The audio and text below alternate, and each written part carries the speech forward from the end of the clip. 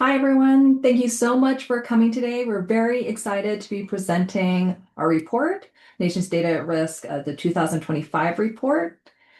We encourage all of you to please submit any questions you have throughout the whole session. Put it into the Q&A section of the webinar chat. We'll address as many as we can throughout. There's a lot of our great colleagues here that will help answer it within the chat. A couple other housekeeping items is that before you need to ask, we will be posting these slides online along with side the report. And I think with that, we'll get started then.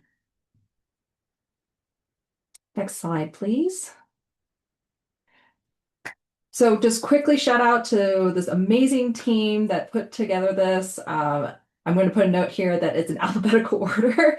I know my name is listed first, but that's the reason why. But really, I want to shout out this team has done phenomenal work for this and being led by colleagues here. Steve Pearson is the PI for this project, and also the generous support by these foundations and associations. And then, of course, special thanks to our colleagues, Jonathan and May. Next slide, please. Just as a quick reminder for some of you who may not know that this is the second report since our first one back in July of 2024. We've done a few activities since the initial or inaugural report. The first one being that we did some ongoing monitoring throughout 2025 about anything that was impacting the federal statistical system. We did what we call Citizen Science Project, which we'll talk about a little bit more later on, and also has more details in the report as well that, again, we're going to highlight. That was kind of assessing, like, has anything changed in the system that impacted the analysis that data users are doing with the federal statistical products. And then the Mayor Speaks survey to assess the people's trust in the federal statistical system. And then now our kind of like interim report that was published July of 2025 to give kind of like a quick pulse update because a lot of things happened in this last year before publishing our current report that came out today. Next slide, please. And so just making sure that we're like all, again, for some of you, maybe this is the first time you've heard about these series, so just trying to level set for everybody. The purpose of this project is to assess like the health and the health of the federal statistical agencies because they are really the backbone of our nation's data infrastructure. And that's why we have a bridge here, right? Because you imagine that we have transportation for moving and supporting the goods and products here in the US economy. And that's basically what the federal statistical system does for our data and statistics. Next slide, please. So for today's session, we're going to be following this rough outline here. We're going to highlight some of the key findings, some of the implications that we found from our findings, some things to consider for congressional and stakeholder. Just as a quick note, our reports are geared towards congressional persons hoping to like support our federal statistical system going into our recommendations and then next steps and thoughts for 2026, which as a quick note, we would love your feedback on the report or anything that you think we should be thinking about for this next year. Next slide, please. And so just kind of re-highlighting again for those who haven't seen our initial report, we use some like 6 guiding like questions to help with our initial report and that continued on to our second one here. And so I'm not going to read through all of these, but just kind of quickly highlight that some of the key parts that we were thinking about is making sure like is these federal agencies able to produce like relevant, accurate, and timely, credible statistics, right? Thinking about like, are they constantly keeping up with innovation? And are they having the proper support to do those key aspects of like the relevance, accuracy, time, and credibility? The 3 areas in particular we're thinking about are, do they have professional autonomy? Do they have support from their parent agencies? And do they have sufficient resources to do that? Next slide, please. And so again, thinking about like from the first report, we kind of highlighted one of the key parts is that there's a lot of challenges that were coming about. Like the federal statistical system has done amazing work and still producing quality statistical products, but it's getting more and more challenging. There's these like kind of cracks that we're seeing, and so we just wanted to flag those cracks for all our colleagues, especially in Congress, to say like, hey, these are the things going on, and these are recommendations to help improve that situation there. Next slide, please.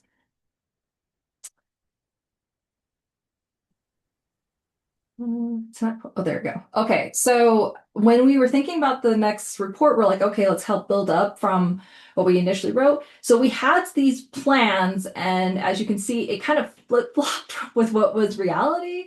One of our thoughts was to expand, looking into other parts of the federal statistical system, but given the current climate, we had to shift the focus and like do other kind of initiatives, which we'll get into in a moment. Next slide, please. And so one of the big things is that it's just the amount of availability. So just the amount and availability of federal statistical data, a lot of delays that were coming up and continuing stress on staffing and budget. And we found ourselves at an inflection point. We stated this in our interim report, and that it just seemed that all these different strains on our system is going to cause further issues. And with that, I'm actually going to, I think the next slide is handing off to my colleague Nancy, who's going to highlight more about our findings here. There you go. Thanks, Claire. Yes, unfortunately, at the inflection point, we've found that rather than seeing improvements, immediate action must be taken.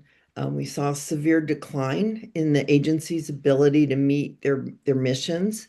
Not that they weren't in some instances meeting their missions, but that the status quo was no longer satisfactory, which was a big change from our first report where we said the status quo is going to deteriorate over time and something needs to be done.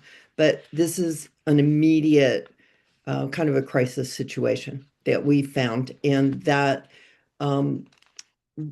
things have to, funding, Congress, executive branch really have to prioritize investment in modernizing this system right away if this system is to survive and do its job. Next slide, please. As Claire mentioned, we continue to look at three key support areas: the resources, support from the parent agencies and the administration, and importantly, the statistical integrity safeguards. Next slide, please. So when we looked at resources, we found this continuing loss of resources. Most obvious was the National Center for Education Statistics, which was left with 3 staffers, and that was sort of at one end of the spectrum. But all of the agencies suffered losses. And one thing that I do want to point out is that even when you look at these percentages, on some of the small agencies, even a small percentage cut means a lot of people and a loss of skills and ability to do the work. So it's really quite critical, whether it's a large agency or a small agency. Next slide, please. And all of these tables are available in the report. So I'm not going to go over every single number in this webinar, but I just want to point out to you that this is available if you want to do kind of the deep dive into what the changes were over time, but the trend was not good. Nothing was turning around. Things are getting a lot worse, basically, is the high level bottom line. And you can look at each of the individual agencies. And I do want to point out that in the case of some of the agencies, you'll see not every line is filled in, and that's because not every statistical agency has their own line in the budget. And it was very difficult for us to get some of this information from the agencies. We could only pull from public documents, and some of this information, if the agency is really buried in the hierarchy of its parent agency, some of this doesn't show up with the individual statistical agency. So if you see some missing data, it's because we couldn't get it. Next slide, please. So this is just sort of the high level trend. As you can see, kind of dropping off the cliff there, and in a really dire situation. So let's go to the next slide. I think this one kind of speaks for itself. We're highlighting some of the findings in this webinar, and we did see that there were some things that the administration did to support the statistical agencies, but it was far outweighed by the things that happened that weakened them. Now, it, to be clear, not everything was targeted at a statistical agency. It was more like collateral damage of what was happening across government throughout 2025. So a lot of agencies experienced reduced staff there was no exception for the statistical agencies. They had weakened civil service protections. They were subject to the hiring freezes, and in just a couple instances were able to get some waivers to the hiring freeze, but completely not sufficient. Um, Deep budget cuts were proposed in the president's budgets. Their contracts were canceled and frozen. And again, this was not unique to the statistical agencies, but it hit them very, very hard, particularly for data collections. And many of the key leadership positions remained unfilled, not only the heads of the agencies, but also many instances, the top SES people were taking the early outs and or retired or left if they were eligible. And those positions have not been permanently backfilled in many instances. Also, there were some relocations for some of the agencies, like in agriculture, to move them. Same thing with the National Center for Science and Education Statistics as part of an NSF move. Now, those relocations haven't taken place, but they're still on the boards and they're very disruptive. And then I think what most people noticed was that many statistical products just disappeared. They either were eliminated in terms of no data collection taking place because contracts were cut or funding was cut or people weren't there, or because of the lack of staff and resources, data products that have been on a trend to get more granular or to really like have a speeded up release or more timely releases or provide a lot more detail were just eliminated. So you might have the overall product, but various tables supporting the product disappeared. Next slide, please. And this third pillar, statistical integrity safeguards, was really an area of concern. So just to be clear, what do we mean by statistical integrity safeguards? That's when an agency is able to act independently from political or other undue external influence that would influence the data itself and its objectivity. So it's not really that the agency is completely independent. It's part of the executive branch, of course, and abides by everything that happens in the executive branch and is part of a parent agency. But the actual science behind the statistics, the methodology, the production, the release, that is what we're concerned about. If there is a political slant to that or political meddling to make the numbers reflect a point of view as opposed to reflect the situation that is actually being measured. And we saw a lot of risk there. Of course, I think most people are aware of the firing of the BLS commissioner in August. We mentioned that in our report. But also, we saw a lot of indications, particularly with more political appointments, with fewer of those appointments having congressional oversight, less congressional oversight in terms of hearings, that some of the existing guardrails are really at risk of being pushed and potentially ignored. Okay, so I think at this point I'm going to turn it over to my colleague, Connie Citro, and let's go to the next slide. Thank you so much. Well, Nancy has detailed all the untoward things that have been happening to statistical agencies, often as collateral damage, sometimes directed really directly to the agency, such as the National Center for Education Statistics. I'm going to talk about some implications of what has been happening. First and foremost, the impacts on the data that are available to policymakers, the public, everyone who's on this webinar, presumably above various data sets that they work with. And the bottom line is that we have fewer data products, analytical reports, estimates, programs now than we did a year ago.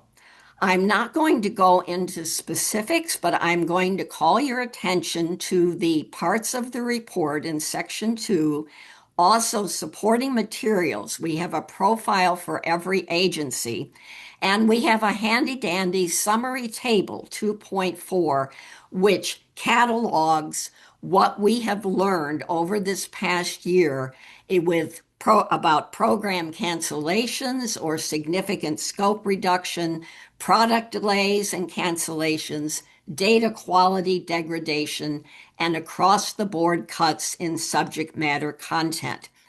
The material for the report and the table come from our ongoing monitoring project, where we post as soon as we have what we consider to be reliable information, what has been happening. This program has been cut back, etc. We also do post when sometimes programs are cut back and then restored to make sure people know that as well.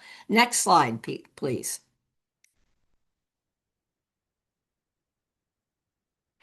Okay. Also, the implications of things like cuts to programs and products relate to the fact that we have a decentralized statistical system, but the agencies are actually very interdependent, but that interdependence is not generally recognized. So, administration can come along, decide it doesn't like or just wants to cut a bunch of surveys, and this almost happened this last year. Surveys that the National Center for Science and Engineering Statistics did through the Census Bureau, until someone pointed out that we need these surveys to feed into the national accounts for GDP. And so they were not touched. But it just points out the dangers of administrations, departments looking at their own agencies without looking at the interdependencies. But despite those interdependencies and the fact that we need to think of and have the system operate as a whole, it's not funded as a system. Funding is piecemeal, and the resources needed to implement shared initiatives and services that could make the system more cost effective, bigger bang for the buck, just aren't there. Next slide, please. This is an example of what I meant by interdependencies, and I don't expect you to be able to read this diagram here. It's quite clear in the report, and there's a second example in the report as well. But I picked this one because this is about BEA's estimates of annual personal income, a key component, huge component of GDP used for reimbursing states for their Medicaid expenses and has many other uses. On the left are the sources by agency, or in some cases at the bottom, the private sector. On the right are the components of personal income, wages and salaries, dividends, unemployment insurance. There are a lot of components. The arrows or the flows from the left to the right are showing how data are flowing from these sources and into the components. And at the top are other statistical agencies, and those are the thickest flows there. So you tamper with some of that data, and you may inadvertently affect BEA's ability to put out bedrock statistics that the financial world and in general the world looks to. Again, there's another example in the report. Next slide, please. All right. I'm also going to talk about the implications of everything that has been happening to the statistical agencies which are impairing their ability to innovate at the pace that we need to keep up with changes in the economy and society. Just think about the needs for data on what AI is doing in our education system, in the economy, and so on. Now, I will point out, and we have supporting materials. There's a big, hefty document, Supporting Materials H, which documents the stellar historical record of innovation by our federal statistical agencies. They put probability sampling on the map, computerized imputation for missing data, longitudinal surveys. They also stepped forward during COVID with new products, pulling together special web pages and analyses and so on. But these declining resources, which began before this administration but have really escalated, and particularly the knowledgeable staff, really undermine what is needed to keep continually innovating. Particularly, known barriers to innovation also persist, such as lack of data sharing legislation and many requirements for what we call a culture of innovation, such as getting outside expert advice. All of the advisory committees for the statistical agencies were just disbanded last spring. That is a real loss.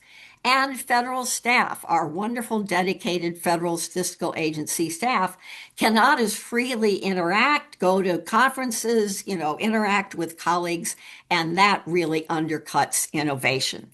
So, also, these weakened resources weaken the ability for agencies to modernize, mentor staff, engage with data users, and communicate with stakeholders. And all this is essential to set priorities for innovation and move forward. Next slide, please. Next slide. Thank you. Okay, our findings in the innovation section. Picture of erosion here. Resources, capacity, and culture to sustain innovation have significantly eroded, particularly for the smaller agencies.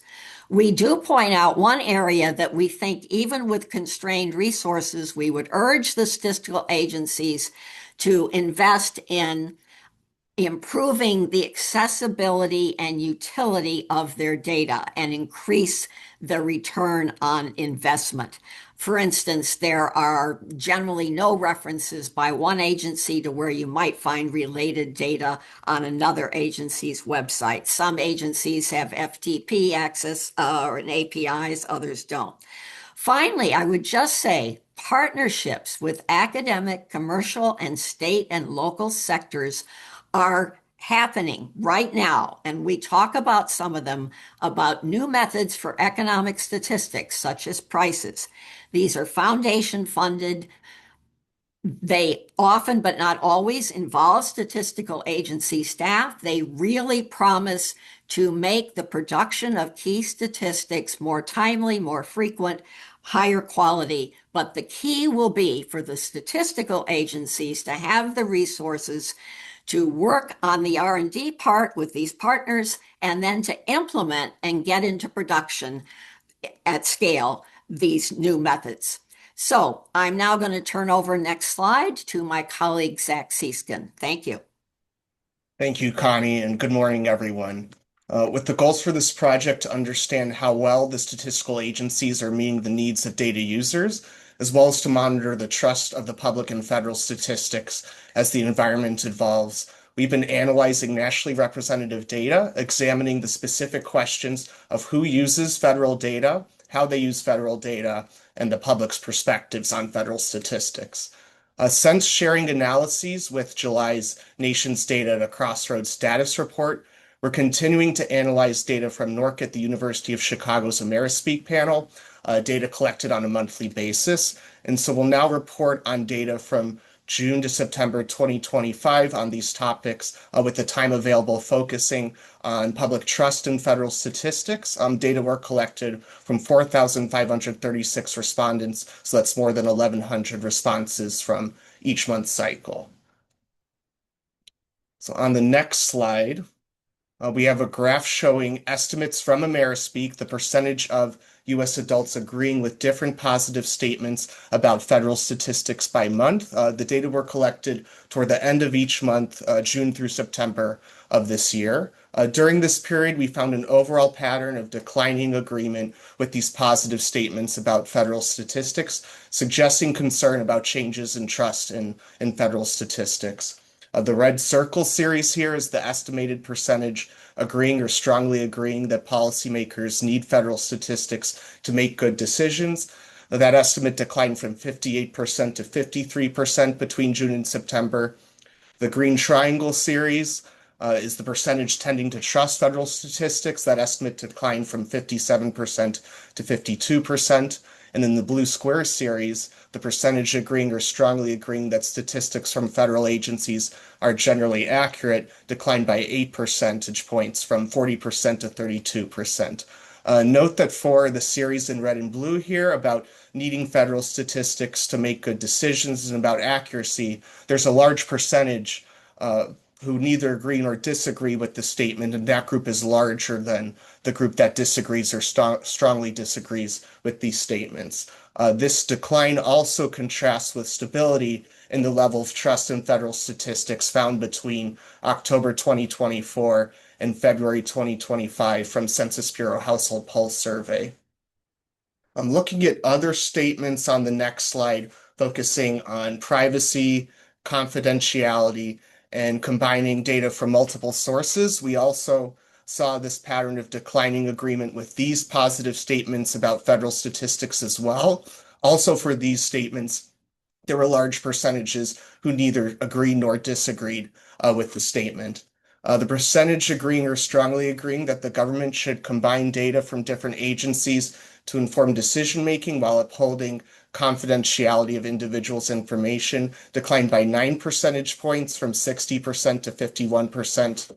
The percentage agreeing or strongly agreeing that federal statistical agencies generally respect people's privacy declined by 8 percentage points from 35% to 27%. And the percentage agreeing or strongly agreeing that people can trust federal statistical agencies to keep information about them confidential declined by 6 percentage points from 31% to 25%.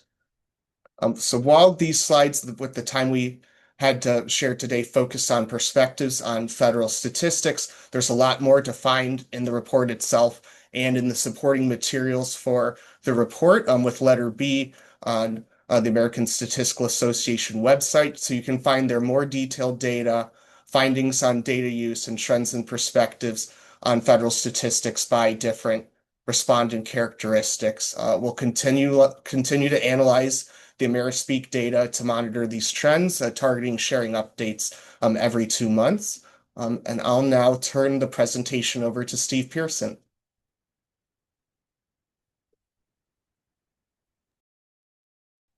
Thank you, Zach, and good morning, everyone. We're pleased that you're here. I'm going to overview sections 5 and 6 of the report. Section 5 is to address the question of why do federal statistical agencies struggle so much with their resources to do their job effectively when we know their work is very important. It's been recognized this year, and there's so much more that people want them to be doing. And the answer to that question, I think, is our finding number one, that the annual appropriations process disadvantages the budgets of the federal statistical agencies. So while there are strong supporters of federal statistics in Congress, we do not have any vocal champions on the Appropriations Committee. So when I and my counterparts from other associations are going around and talking to the staff members for the Appropriations Subcommittee, for an agency, what we invariably hear is that the staffers need to hear from members of Congress. I've heard it at least a few times this year, and I've been hearing this for at least 10 years. So to give you some perspective here, a few years ago, for an agency that we were meeting on, the staffer told us that of the 435 members of the U.S. House of Representatives, less than 5 mentioned that agency in their direct member requests. So what's behind that? I think partly the agencies they are meant to provide data for our federal government, right? And the federal government is not actively advocating or engaging Congress on these agencies. Secondly, these agencies, many of them have a low profile. And third, I think generally there's a lack of understanding about all that goes into federal statistics. So to develop this a little bit more, if any of you have ever been in the buildings of Congress in February, March, and April, you know that the cafeterias and hallways are just teeming with people. And those people are advocating for the budgets of their, whatever their issue interest is. I would venture that there are probably thousands of these folks making the case for NIH alone, the National Institutes of Health. So, as another example, consider NIH between 2016 and 2019. Under Trump administration, when the NIH budget increased by $7 billion, right? 9 zeros after that, or 21 or 22%. In contrast, there were those of us who were making the case for the Bureau of Labor Statistics. And in that same time span, BLS received a total $6 million increase, or 1%. And I think it's about this process that disadvantages them. So the other factors I think are in our other two findings, which is the stakeholder communication and engagement with Congress is fragmented and inconsistent. So I'm going to submit to you all that for the agencies that cover energy, agriculture, crime and justice, education and transportation, right? Major issues. I'm not aware of much, if any, advocacy or engagement happens for those agencies. Now, there are bright spots, of course. For the U.S. Census Bureau, they've got the Census Project and just some terrific advocates. And besides the great leadership and outstanding work of the co-chairs, Mary Jo Mitchell and Howard Feinberg, Census Bureau is also supported to have dedicated time. Now, there's also Friends of BLS and Friends of NCHS, which also do great work, but they rely on volunteer time. And I really want to credit Erica Groshen and Bill Beach for their tireless work this past year, actually a couple of years on BLS. I mean, they have been everywhere and anywhere and doing so much. And so what I pose is imagine what some of these other groups could do if they had dedicated staff time instead of having to rely on people who are volunteers and doing it in their spare time. So I mean, I think the other thing I'll just quickly mention is that agencies tend to be prone to unfunded mandates because we are advocating maybe for a product and not advocating for the budget. So moving on. What you heard from us last year is that the nation's data are at risk. What you heard from us this summer is that we're at an inflection point. We're at a crossroads. What you are hearing from us today is that we really need to see quick action.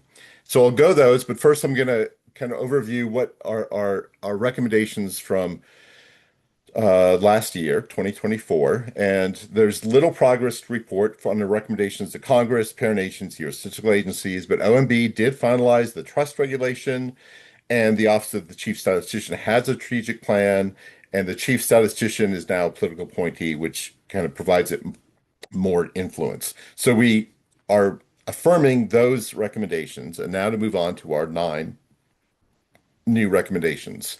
7 of these are for Congress, administration, or both. And what you've heard from us is just the how critical it is to have staff leadership in place for the statistical agencies. So the first recommendation is to provide an exemption for the hiring fees so they can get people back and doing their great work.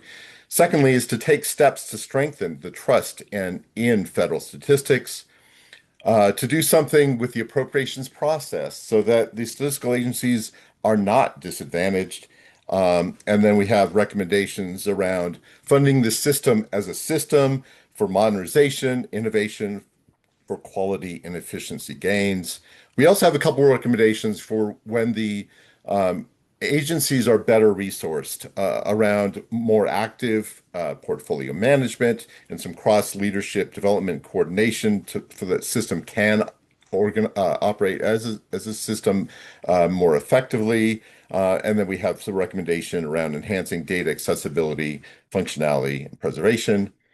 Last year, we only had recommendations for those entities, but this year, the picture is kind of pointing at us and you all, the fellow stakeholders, especially for the smaller agencies, we could be helping to facilitate the data user engagement that is so critical. If we could be setting up the meetings for them, the time, and they just need to be there and not to do all of that groundwork, we can be collaborating and coordinating more to educate policymakers and address kind of that inconsistent or fragmented meetings that happen, especially for the smaller agencies. And then whenever we are asking for a new product, that should come with additional budget. And then, I really want to make this point that whenever we shouldn't necessarily oppose the cutting of a survey, we should be advocating for the day and why it's important. So we're not hand tying the agencies. We've been mentioning the supporting materials. Those are linked from our webpage. There's lots of really terrific content. I want to just quickly point out, the work of Zach from NORC and B, the innovation, and then also the agency updates. And then my last few slides, I just want to thank our scientific advisory board, who have been so helpful and guiding us through the process. It's also the many reviewers for the report components or the agencies. I want to thank my great teammates who made this possible. And again, to the foundations that are supporting us, Sloan Foundation, Annie EKC, and the California Community Foundation. And with that, I'm going to turn it over to Michelle. Thanks so much, Steve. Good morning, everyone. So we've heard a lot about the many activities we've done this year, and I'm going to talk a little bit about what we're going to be doing next year. So what are our 2026 plans? So we've received so much outpouring of support for this work, and so we are going to continue with monitoring and assessment. We would also like to continue the NORC AmeriSpeak time series with emphasis on the time series on public trust and confidence. We'd also love to further develop this citizen science monitoring project, which Claire mentioned, which is looking at specific products. We're a small but mighty team, but we really need your help to look at quality, granularity, frequency, and timeliness of products of the federal statistical system. So if you're interested in that, please feel free to reach out. We're going to continue with outreach and engagement with the community on this project's work as well as its direction. So again, please submit your questions. Please respond to your team. For Congress, if there are specific ways that we can be helpful with this information educationally, we would love to hear from you. And finally, we'd love to deepen coordination, as Steve mentioned, with aligned organizations and projects. For example, the ASA FSS Modernization Project. Next slide. So here's how you can help. We'd love to get feedback on this report and our 2025 activity. What did we miss? What did we get wrong? What did we get right? And then what should our 2026 priorities be? We'd love for you to join the citizen science product monitoring if that would be of interest to you. And finally, we would love your support in sharing this information. Thanks so much to Zach for posting those links in the chat. So if you have any questions, please feel free to reach out to the Director of Science Policy at ASA, Steve Pearson. And here are the links for the rest of our projects. The previous 2024 report, the 2025 status report, our monitoring, as well as the actual report and our project website. Back to you, Steve.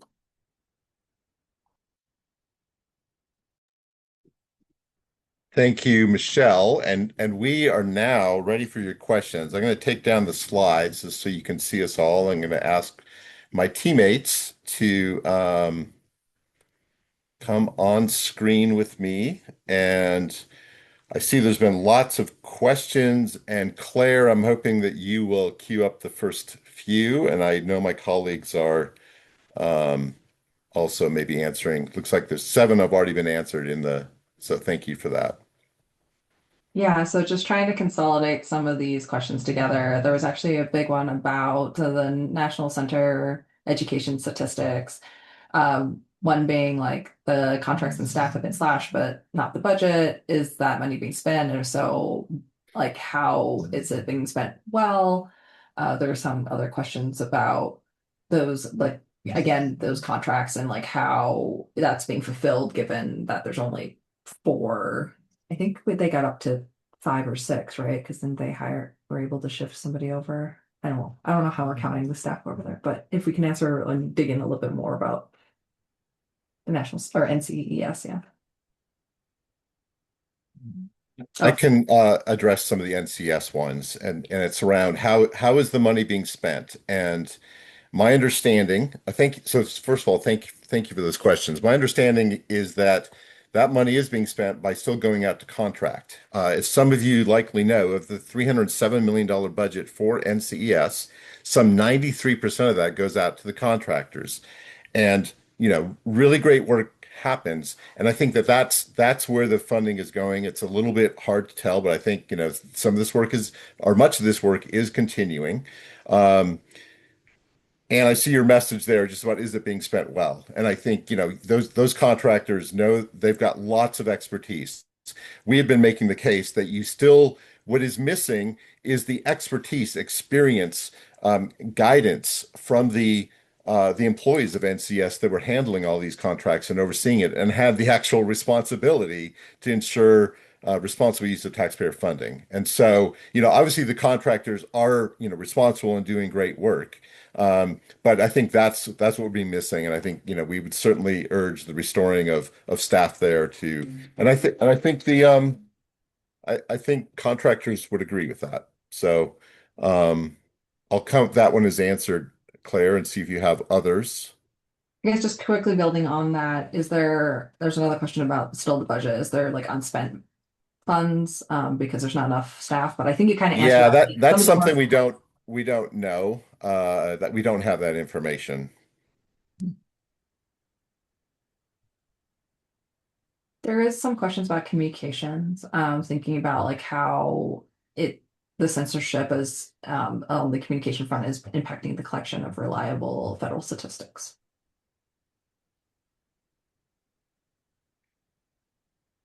You let one of my colleagues take that one. One way of looking at that is, there have been some executive orders that are government-wide in terms of types of information that can be collected or from the public, and that hit the statistical agencies as well. I think what we're finding is that the agencies are being really diligent about not releasing data unless it meets the quality standards. So what we see is less data being released, but not problems necessarily with the data that actually is being released. We're just seeing less of it. And so in some instances, we're getting fewer characteristics, let's say, if the agencies stop collecting that information. So where we were for a while on a trend where agencies were really increasing the breadth and depth of the information that they were collecting and releasing. Like I said, it was maybe more granular. It was coming out more frequently. It gave more characteristics. Now we're seeing a pulling back of the depth and the breadth, even if the core information is still coming out. But we haven't really seen problems with the core information itself, that anything that's noticeable. There's just less of it because the agencies are consolidating their resources around what they can do and put out that meets their standards. Thank you, Nancy. And I'll jump in, Claire, and ask direct a question from Chris Markham to Connie on the standard application process. noting that some of the data access has been paused. So what does the report say on the status of access to confidential data, and how can removing such access be consistent with obligations under Title III of the Evidence Act to expand access to such assets? And realize Nancy may also want to chime in after Connie.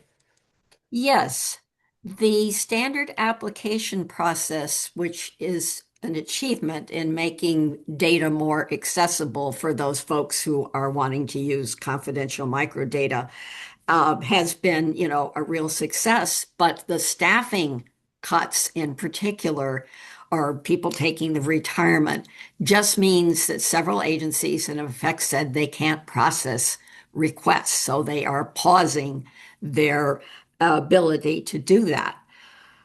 This does not comport with Title III of the Evidence Act. One problem is that OMB has not yet issued the other two regulations that are required there of the three. One was the trust regulation, another one was to make it easier for statistical agencies to get access to other federal agencies' data that they need. And the third one is to make it easier for users to get access to statistical data with proper confidentiality protections. So, in some sense, the parent agencies, the administration, undoubtedly are not focused on this issue, and there is no regulation out to make more concrete what's in Title III of the Evidence Act. Yeah, I would also just add to that. I see that a lot of the questions are very agency specific, and our team was looking at the whole system. One of our planned things to do was to look at sort of these cross-cutting interrelationships and interdependencies across the whole system this year, and we really tried to focus on that. But in the report itself, there are individual in the supporting materials what we could find out agency by agency. And I have to tell you that it's not consistent.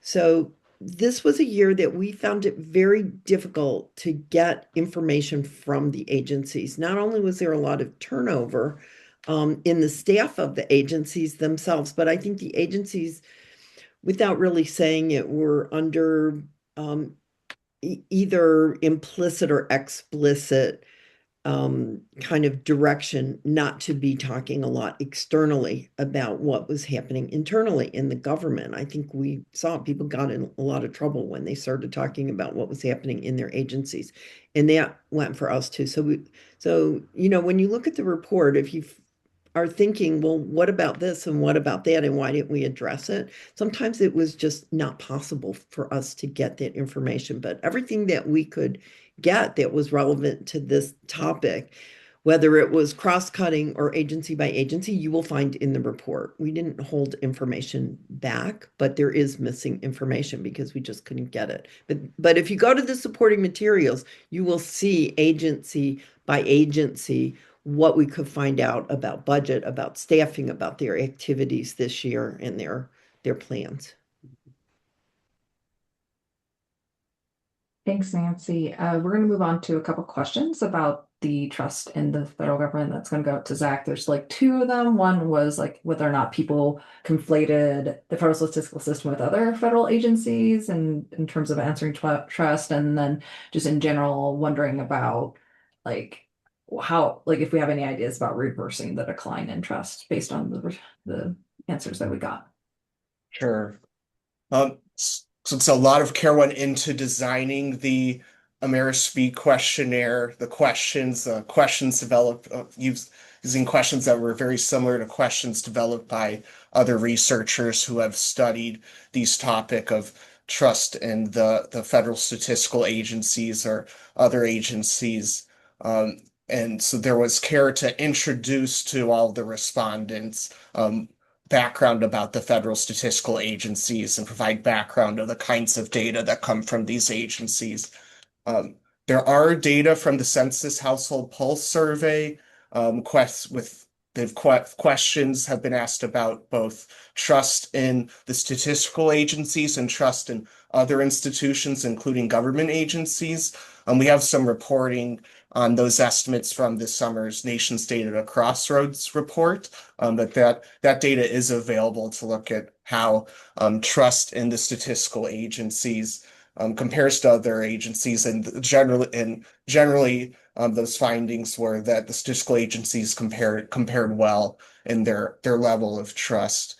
I'd also reiterate, for interpreting those estimates, some of the percentages of respondents who say they agree or strongly agree with a statement about federal statistics. To interpret that, for many of these questions, to reiterate, there was a large percentage who neither agreed nor disagreed with the statement. So it was still smaller percentages who said they strongly disagreed. So that's needed to interpret the estimates. And the second question, which is about what are ideas for reversing the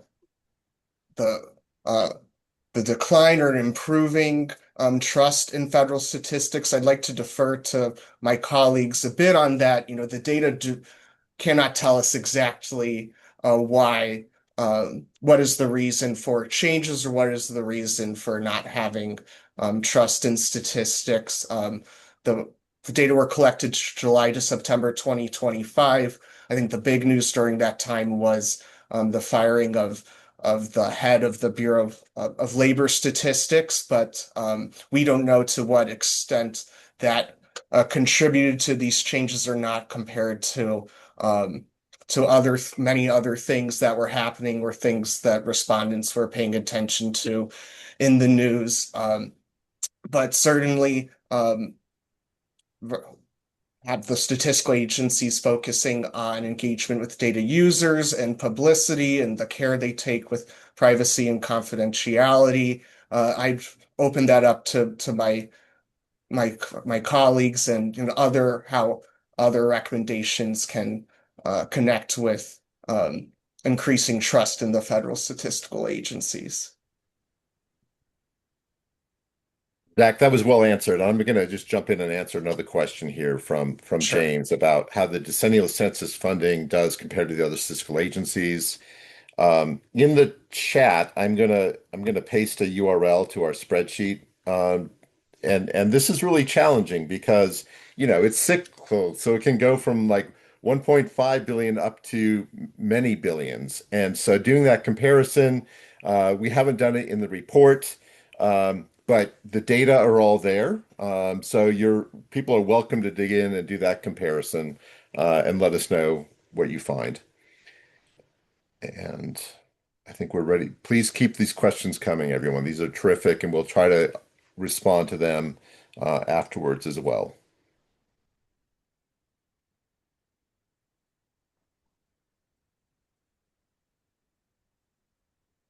I'm trying to filter and see if I can consolidate some of these. Let me just clarify something while you're doing that. So Chris Markham, I saw put in the chat that he was questioning that the balance was a favorable balance, but I think we made the opposite point.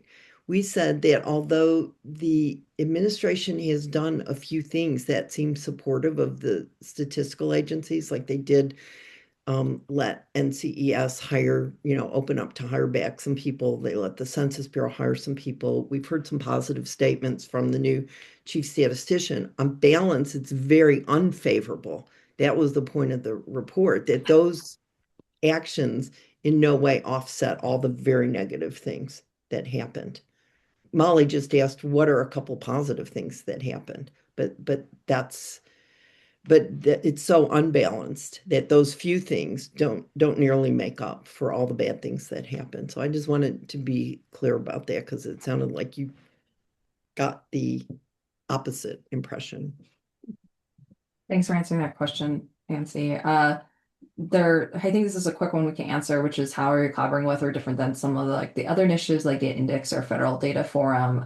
We are in communications with these different groups, and we have there's different nuances across them. So we're focused on the federal statistical agencies, whereas Data index is like looking at changes of the data, whereas we were like monitoring any like overall aspects of the federal statistical system. And so like we are very much like communicating, but then making sure that we're not duplicating efforts too. Am I missing something there in answering that question already for folks? No, I think you have that right. And the Federal Data User Forum that PRB is running is extremely useful. Mhm. But our monitoring is, you know, organized by both it's chronological, it's by agency, it's by type of action, such as program cuts or and so on. And so that's all that's on there. The Federal Data Users Forum has all kinds of stuff on it, which is just great, and people getting to know other people who care about federal statistics. But it's not doing this systematic kind of focus on what's happening with federal statistical agency products and supports. There are a few questions about concerns of being censored, more on censorship and like who's going to be heading agencies and if they're going to survive, if given that there's reduction in staffing and oversight, and like even there's one about like given that there's less folks, but these contracts are still going out, is there, because of the lack of oversight, is that we're going to cause some issues with the quality of some of the products coming out? Just trying to calculate all the, because I think overall people are concerned, but I think that's going to be a little bit tricky to answer because there's a lot of nuances in there. Absolutely tricky to answer because partly we honestly don't know. And one thing we do not have, which we do talk about in the report, is consistent standards for the agencies to post indicators of data quality. For instance, finding just response rates for surveys is very much you have to hunt around, and we do not have updated information on most of the surveys that we care about at this point. So we could not extend an analysis that we'd had a year ago, essentially, in our inaugural report. It would really help if there were standard quality indicators that it would at least point one to being able to address some of these worries. Claire, I'll jump in and answer maybe a few of Sarah's really excellent questions. Which one is a real life example of an organization that facilitated data user engagement. Um, if people, I guess I'm not sure if people can see the questions, the viewers that we can see, but if any of you that are viewing that have done this, please put that in the chat. I'd love to see such rich engagement there. I think when people invite agency heads or representatives to their conferences to speak, I think that is an excellent example for a very, just an ASA example here is we haven't had the capacity this year to do this, but in 2024 and 2023, we organized meetings for a statistical agency with congressional staff so that there would be some firsthand education and engagement and feedback. But I think what it could look like is, hey, agency X, I know that, if you're interested, we could help, connect you with users. Maybe it's you could advertise it more broadly, you can organize it through your members, but I think that's one way to go. And we're down to 1 minute. I know some of our team members need to leave, but others of us are happy to stay on and answer questions. I think we're losing Zach and Claire. And so, thank you. And I'm sure some of you have to go. So let me just say thank you all very much for your attention to this. We'd love to get your help in spreading the word because I think we want to help broadcast, but we also really want your feedback on this report. What did we do well? What did we miss? And then help us figure out what to do in 20. I mean, we have many ideas on what to do in 2026, but it'd be great to have your engagement. We're kind of a crowdsourcing effort in a way. So please do that. And I'll pause and just let Zach and Claire get to their next meetings.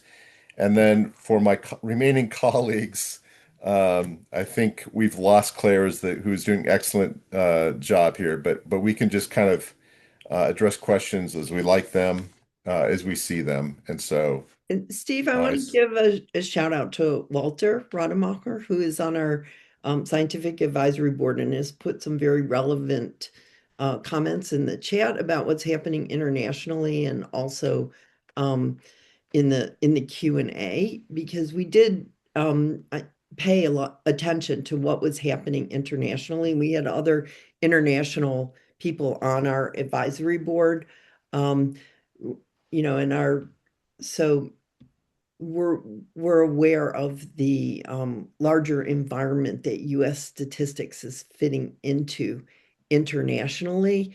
And hopefully in the year coming up, we'll be able to devote more resources to that. This year, just so much was happening with the monitoring and within the system. That was part of, if you remember, the visual of our plan versus our actual reality path. But I did want to acknowledge the international contributions that we had to forming the report, and that we are monitoring all of those and appreciate the international support tremendously. Yes, and there is a lot of international cooperation among statistical agencies with their counterparts in the US. We don't have information about that, but I can't not but imagine that it is harder for our US statistical agencies to send people to international conferences, to have working groups that are active in many areas and that are working so that there are comparable statistics in many areas across countries. And I cannot help but believe that it's harder for our agencies to participate, which is a shame. I'll jump in and answer Taylor's question about just this possibility of Statistical Quality Directive number 15 being revisited. Taylor, I think you know maybe as much as we do if you got that story from Hansi Luang at NPR.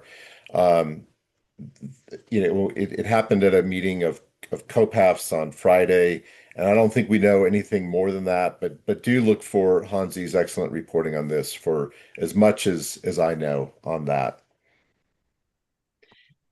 We have a question from Charlie Rothwell about what's happening to the advisory committees to the federal statistical agencies, and we didn't specifically mention that in this presentation, but we do address it in the report and talk about it, particularly in the innovation section, how important it is for the statistical agencies to reconvene those advisory committees, particularly to get advice and guidance and a little bit of oversight on their efforts to modernize federal statistics. We think that outside input from the private sector and from academia is super important, and we do put a lot of narrative into the report itself that calls for reconvening and reestablishing outside advisory groups, even if they're not the same, what they call the FACA committees, that we think that a way of getting that outside expertise to the agencies is critical. Yes. Yes, the only advisory groups that appear to have survived are groups that are absolutely in law as specifically. All of the Federal Advisory Committee Act advisory committees were disbanded. Yeah, and I think that also relates to Beth's question about what path forward do we see for data quality, given that response rates are likely to keep falling, as well as trust in federal data. And I think that also goes to the modernization and innovation issue, that a lot has to be invested in the statistical data infrastructure for modernization and for finding alternatives where possible to surveys. I don't think anyone is at the point where they're saying surveys can be completely replaced.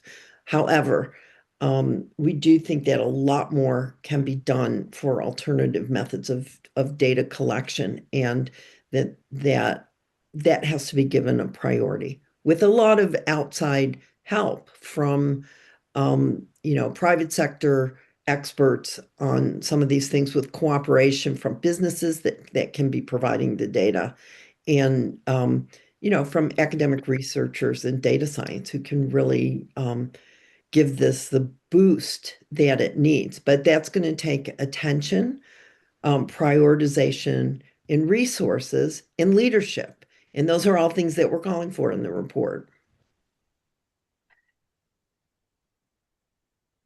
Go ahead, Connie. I was going to say there was a good question about useful advances in quantifying return on investment in federal statistics, for every dollar invested, the nation's economy benefits, that sort of thing. We had a lot of that in our July 2024 report that we could find. But the truth is, one can put forward many compelling use cases, such as the NHANES survey gave the data that led to legislation to get lead out of sources that could get into children's bloodstreams.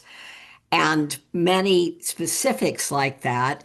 The Department of Commerce a while back endeavored to analyze what they called the data industry, which are companies and other organizations that essentially take federal statistics, repackage them, add data that they may have collected, and sell those. And that is a thriving industry. But I have not seen and would love to be able to see, yes, a more comprehensive ROI calculation. The budget amount on federal statistics is de minimis, with the exception of the decennial census in the nation's budget. But trying to get what are we getting for that and what would we get for more investment is still a really tough proposition. I'll piggyback on that, Connie, and I think this is around Doug's question about just the ROI. Yes. The highest profile one is the one done by Andrew Reamer for the decennial Yes. census, where he found that something like $1.5 trillion in federal assistance is directed in some way from the census data. Yes. We don't have a lot of that, but there's lots of work to be done here by the community that we could work on. But I also want to come back to the message, or part of the findings, that it has to be so much more than the message alone. And this is what I presented, that it's kind of the process disadvantages the federal statistical agencies. So even if you have a great message, that's only going to get you so far. You have to either change how the process is done, or we need to up our ground game a lot. And as an example for this, let's think about NCHS, right? National Center for Health Statistics. During the pandemic, from 2020 to 2025, there was a clear understanding for the need for better health statistics. In that time, NCHS lost 12% of purchasing power. So we had the message, we had the support of some of the key staffers, but because of the process, NCHS still, lost purchasing power. And why don't we do one or two more questions and then wrap, because we're at 9 past the hour. So do my colleagues have any questions they would like to address?